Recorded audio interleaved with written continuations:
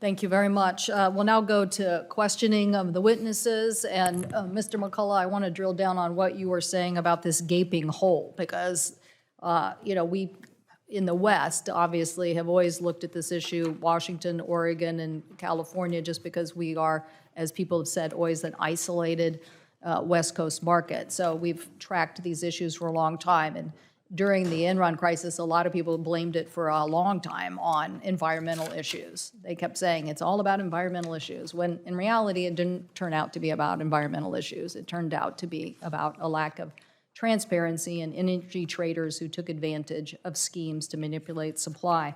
So we just, in very tight markets, obviously this is when you have to be concerned about these issues. You're saying you see something now in West Coast prices that are not about supply and demand. And you're saying that this benchmark price index is a very important tool to settling the price. Could you explain that and why there isn't a lack of transparency? Well, first of all, the West Coast's gasoline prices relate to the Brent price, not to the U.S. WTI price. WTI, for people who are new to this, simply means our heartland. And that's Cushing, where it is in the Anadarko Basin. And we're now talking about wildcatter companies, generally smaller and at the moment difficult to finance for their drilling. But the reality on the West Coast is that we buy our oil in the world markets. It is processed by refineries in Washington State and California. Now, I gave a lecture on this at the university last year on where do prices come from. And unfortunately, prices are not issued magically the way they appear in a textbook. They have to be reported. And we report our commodity prices in world markets in two different ways. We either have them in very well-regulated exchanges, like the Chicago Board of Trade, NYMEX, ICE, et cetera. A lot of surveillance there. The rules are well understood. Everything is generally properly reported and works efficiently for the U.S. economy. That's not true everywhere. We also rely on newsletters. Now, these are actually quite often very well run. It's not as if the newsletters are a den of evildoers. They aren't. But this is a voluntary process. The algorithms are often not public. The newsletters collect transactions, generally by voluntary submissions, and then generate an index. Now, that index then wanders through an entire economic process.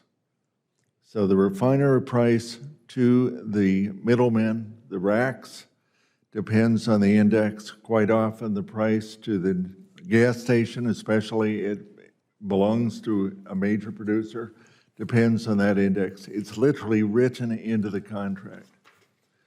On the West Coast, we have one major price reporting agency.